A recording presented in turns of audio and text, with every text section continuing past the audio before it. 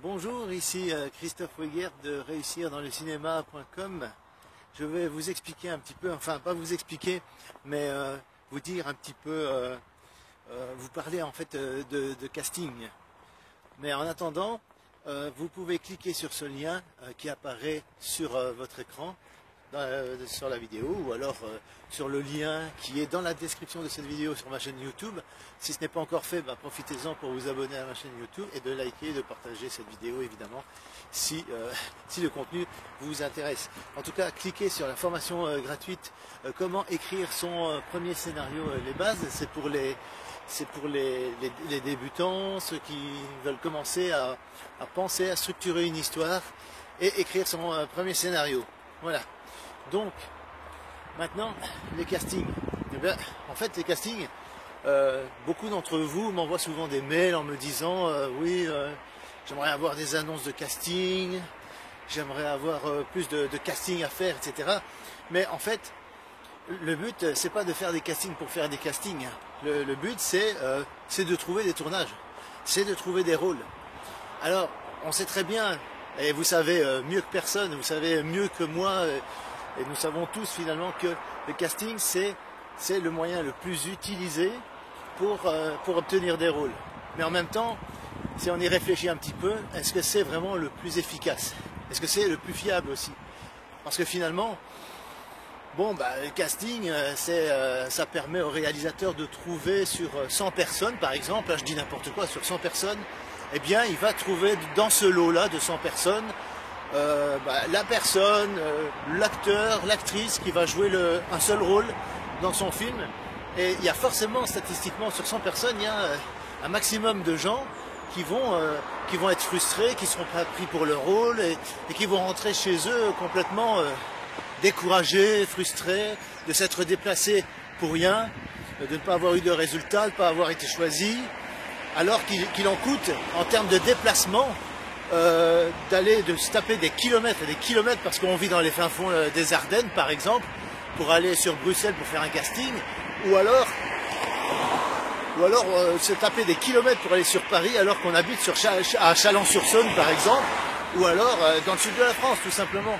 C'est vraiment problématique et ça crée des problèmes. Donc du coup, on ne fait pas autant de casting qu'on voudrait.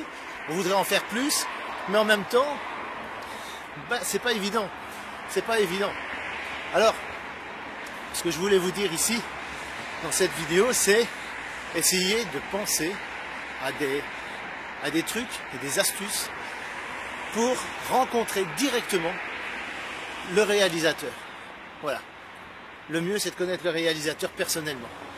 Parce que le réalisateur, c'est un créateur, et il est inspiré toujours de ce qu'il voit dans la vie de tous les jours. Il va à son marché, il va boire un coup au bistrot du coin, il voit quelque chose qui l'inspire, eh bien, il va le mettre dans l'écriture de son scénario, il va penser à la situation qu'il a observée et dans la vie de tous les jours, en fait. En fait, ça veut dire quoi? En gros, ça veut dire que si vous arrivez à faire partie un peu du quotidien du réalisateur, alors je vous dis pas qu'il faut sortir avec, hein, c'est pas ça. Je dis simplement qu'il faut un petit peu le côtoyer de temps en temps, l'inviter ou lui proposer de faire un petit truc, voilà, une activité fun, pas forcément boire un verre et tout, parce que ça peut l'être si vous avez un degré de complicité suffisant avec cette personne que pour qu'il le prenne pas de travers en fait. Mais ça peut être autre chose, ça peut être allez, vous jouez au théâtre par exemple, hein, vous jouez une pièce, profitez-en pour téléphoner au producteur et d'inviter même des réalisateurs à venir vous voir jouer au théâtre. C'est le genre de choses auxquelles on ne pense pas nécessairement. C'est-à-dire que on attend, voilà, je joue dans une pièce de théâtre et j'espère qu'il y a un producteur qui va venir, etc. Le problème, c'est que si vous ne les invitez pas, eh ben, ils viendront pas. Pourquoi?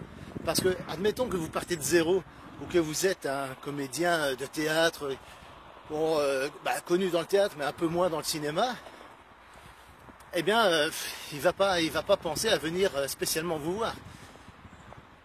Sauf que si vous l'invitez, vous envoyez un petit mail, un petit folder, enfin une affiche de spectacle ou de choses comme ça, en l'invitant poliment, sympathiquement et cordialement à venir vous voir jouer dans une pièce de théâtre, eh bien, il est personnellement invité par vous. Et là, ça fait toute la différence. Parce que du coup, vous envoyez un message, une invitation qui est personnalisée. Si vous savez à qui vous envoyez ça, si vous connaissez le nom de la personne, par exemple un producteur ou même un réalisateur, allez, je vais crier fort, par exemple, vous invitez Jaco van der Mael à venir vous voir en pièce de théâtre, eh bien, dites-lui bonjour Jaco van der Mael ou Monsieur van der Mael, enfin voilà, mais vous citez son nom. Et comme ça, c'est plus personnalisé et ça touche plus la personne. Voilà. Et vous formulez votre invitation. Voilà, je vous invite à venir me voir jouer à telle date, à telle heure, etc. dans telle pièce. C'est une possibilité. Et ça, c'est le genre de truc tout bête auquel on peut penser, mais qu'on n'a pas nécessairement le tonus ou l'habitude, la discipline, si vous voulez, de faire. C'est-à-dire d'inviter les gens à venir vous voir. Si vous êtes un réalisateur si vous êtes un réalisateur qui fait des choses en autoproduction, par exemple, ben pendant le tournage, pourquoi ne pas, je sais bien que pendant le tournage, on est débordé, on a plein de choses à penser, mais pourquoi ne pas demander à un de vos assistants, par exemple, d'envoyer des invitations à des producteurs en leur proposant de venir voir le tournage, de l'inviter, voilà, accès comme ça, accès libre au tournage. Et je crois que de vous rencontrer, alors que vous êtes en train de faire un film, que vous êtes en plein tournage, vous êtes avec votre équipe et tout, je crois que ça vaut tous les bavardages du monde que vous pourriez dire lors d'une entrevue. Ah bah oui, j'ai fait un film, j'ai fait ceci, j'ai fait cela, voilà le film. Je veux dire, le producteur, il vous voit, mais il vous voit aussi travailler avec votre équipe, etc. Il voit comment vous êtes avec les gens, il voit tout.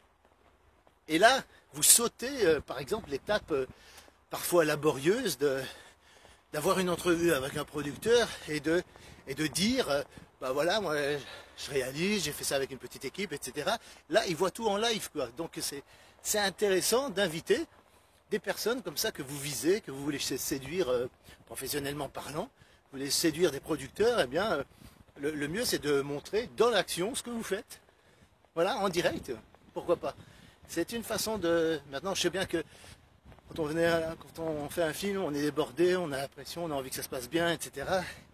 Et on n'a pas toujours la possibilité d'inviter et d'être disposé à recevoir, par exemple, un producteur qui viendrait vous voir sur des tournages. Voilà. Mais c'est le genre de choses qui se fait, parce que je pourrais vous citer l'exemple, par exemple, du réalisateur de Podium, d'accord ? Le réalisateur de Podium, en fait, qu'est-ce qu'il a fait ?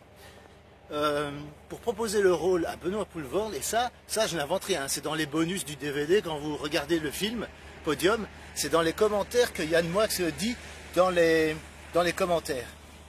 Il a dit simplement qu'il était allé voir Benoît Poelvoorde sur le tournage du vélo de Guylain Lambert. Il lui a proposé le rôle de Podium déjà à ce moment-là. Enfin, l'idée du scénario n'était pas encore écrit, il n'avait même pas encore écrit son livre, son roman à ce moment-là, mais il avait proposé justement sur ce tournage du vélo de Guylain Lambert à Benoît Poelvoorde le rôle qui joue dans un Podium. Bernard Frédéric, voilà, je cherchais le nom. Hein, Bernard Frédéric. Il est allé sur les tournages. C'est un réalisateur qui rencontre un acteur sur un tournage et il en profite pour lui proposer d'autres projets futurs pour d'autres films. Voilà. Au lieu de passer par l'agent, par exemple, au lieu de passer par allô, est-ce que je peux vous voir, machin, ah oui, mais il est en tournage et tout, c'est pas grave, je peux me déplacer, où est-ce qu'il tourne, j'y vais, quoi. Et oui, inviter des gens, et notamment, moi je pense à un réalisateur qui est tout le temps en autoproduction et qui a envie pour une fois de travailler avec un producteur, pourquoi ne pas inviter les producteurs à venir le voir travailler directement sur un tournage ? Voilà, mais ça vaut tout, ça vaut toutes les démos que vous voulez, ça vaut tous les... Alors je sais que parmi vous, il y a des gens qui me disent souvent je ne sais pas me vendre, je ne sais pas comment parler de moi, je ne sais pas comment me mettre en valeur, je ne sais pas comment ceci, comment cela. Eh bien, le mieux c'est, vous avez raison, si vous êtes mal à l'aise avec le fait de baratiner, entre guillemets, de dire voilà, je suis capable de faire ça, je travaille comme ça, je travaille comme ça, je travaille comme ça. C'est vrai que pendant une entrevue, on a tendance à dire toujours ce que ce que l'interlocuteur a envie d'entendre. Et souvent, on est déçu parce qu'on se rend compte que ce que le gars a dit, dans la pratique, il n'est pas du tout comme ça, il n'est pas du tout comme il a dit qu'il était, et ça crée des problèmes.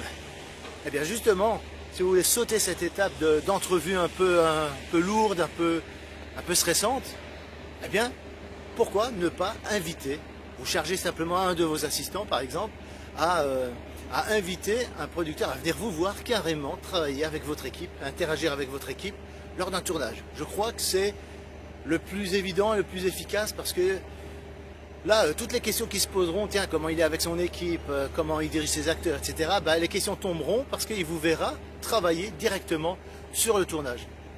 Voilà une idée qui m'a l'air assez sympa et j'espère que ça vous aidera à progresser. Et donc, si vous êtes dans le cas d'un réalisateur qui réalise des films, ça vous sera utile, cette suggestion-là que je vous fais. Mais bon, si vous êtes acteur ou actrice, c'est la même chose. Téléphonez, proposez à un réalisateur d'aller vous voir jouer sur une pièce de théâtre et tout, parce que bon, évidemment, on peut aller vous voir, il y a un lieu, il y a un truc, il y a un rôle, là c'est du concret aussi, donc il faut pouvoir se servir de ça. Alors, mais si vous n'avez pas de pièce de théâtre, parce que vous ne jouez pas au théâtre nécessairement, eh bien, si vous avez un rôle que vous jouez dans un film, et que vous êtes sur un tournage, même chose pour vous. Invitez un autre réalisateur à venir vous voir sur le tournage. Et en plus, ça fait très bien de dire au téléphone, allô, je suis en tournage en ce moment, tout ça, je vous invite à venir me voir, venir me rencontrer, je suis à tel tournage, dans tel lieu, etc. Voilà. Parce qu'au moins, par le biais de l'invitation, vous montrez que vous êtes en activité, que vous faites un truc, vous êtes en tournage et tout. C'est toujours très bien de dire, ah bien ce jour-là, je suis en tournage, machin, mais si vous voulez venir me voir, je viendrai vous parler avec plaisir, je veux bien vous rencontrer sur le tournage, c'est l'occasion de se voir. Et pourquoi pas? Pourquoi pas? Parce qu'au moins on voit ce que vous faites directement. Et ça vaut tous les bavardages du monde, ça je pense. Voilà. Donc si vous avez des questions, posez-moi vos questions dans les commentaires sous cette vidéo. Et j'espère que déjà ces petits conseils-là, que vous pouvez déjà appliquer dès maintenant, après avoir vu cette vidéo. Malheureusement, je sais très bien qu'il y a toujours des gens qui verront cette vidéo, qui refermeront leurs emails, qui refermeront et qui couperont la vidéo, peut-être qu'ils la regarderont pas jusqu'au bout, et évidemment, et qui ne feront rien après. Mais pour ceux qui passent aux actes, c'est un conseil que vous pouvez appliquer déjà dès maintenant. Vous n'avez pas besoin de moi pour ça, vous n'avez pas besoin de coaching, vous n'avez pas besoin que je sois derrière vous pour faire ça. Vous pouvez le faire et l'appliquer déjà maintenant. Si je prends l'exemple par exemple de Christine, qui est actrice, qui fait partie de la liste de comédiens dans le site Réussir dans le cinéma, eh bien tous les mois, elle envoie son book, son CV, elle a des contacts par mail à différents producteurs et réalisateurs, pour simplement leur rappeler qu'elle est toujours en recherche et qu'elle est toujours là et qu'elle existe toujours et qu'elle est toujours partante et motivée pour faire des tournages. Donc, pourquoi ne pas s'inspirer de la méthode de Christine? Parce que je pense que c'est une méthode qui est sympathique. Voilà. Donc, c'est pas tous les jours, évidemment, il ne faut pas harceler, évidemment, mais une fois par mois, ça a l'air très très bien.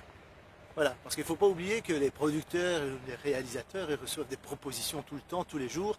Il faut que vous vous démarquiez et que il faut que votre nom évoque des choses dans l'esprit du producteur, dans l'esprit du réalisateur. Voilà. Quand on dit votre nom, on dit ah bah oui, je connais. Je reçois souvent des mails, des CV de cette personne, c'est une comédienne ou un comédien, etc. Il faut que quand on dit votre nom, ce soit associé à une image mentale qui est créée dans l'esprit de l'interlocuteur. Que votre nom égale, par exemple, réussir dans le cinéma, eh bien c'est associé au cinéma, naturellement. Donc voilà, c'est à partir du moment où vous avez commencé à vous faire une renommée, mais c'est vraiment en faisant des tournages que vous acquérez de la renommée. On sait qui vous êtes, en tout cas votre nom, il évoque quelque chose parce qu'on l'a déjà entendu. Voilà. Ok, donc vous pouvez cliquer sur j'aime, si vous avez aimé cette vidéo. Donc je vous donne rendez-vous pour de prochaines vidéos. N'hésitez pas à me poser vos questions par rapport au casting. Ah oui, alors par rapport au casting, avant d'oublier, j'ai quelque chose à vous demander en fait. je suis en train de préparer différentes phases d'étapes d'une formation que je prépare pour tous ceux qui visitent le blog et pour tous ceux qui, malgré tout, malgré le fait que je dise que le casting, c'est pas quelque chose de très efficace, mais en même temps, je sais que c'est le seul moyen que la plupart ont pour justement trouver des rôles. Eh bien, je suis en train de préparer une formation qui permet de donner les éléments nécessaires sur le plan relationnel, sur le plan du développement personnel, comment réussir son casting, en tout cas de tout mettre les chances de son côté pour réussir un casting. Donc, je suis en train de travailler dessus, sur cette formation. Mettez dans les commentaires sous cette vidéo les différents aspects ou les différentes choses qui vous bloquent ou qui vous stressent par rapport à un casting, un bout d'essai que vous devez faire. Et voilà, quelles sont les différentes parties d'une préparation de casting, au moment du passage du casting, puis après le casting, qu'est-ce qui vous bloque, qu'est-ce qui vous embête. Si vous avez des questions par rapport à ça, posez-les-moi dans la zone de commentaires. Je pourrais m'en inspirer pour structurer cette formation et faire en sorte qu'elle soit la plus efficace possible et qu'elle rencontre totalement vos centres d'intérêt et répondre aux problèmes que vous avez déjà rencontrés lors de différents castings. Voilà, donc j'attends vos questions dans la zone de commentaires. N'oubliez pas de vous abonner à ma chaîne YouTube si ce n'est pas déjà fait. Comme ça, vous ne raterez pas les prochaines vidéos. Je vous dis à bientôt. Au revoir.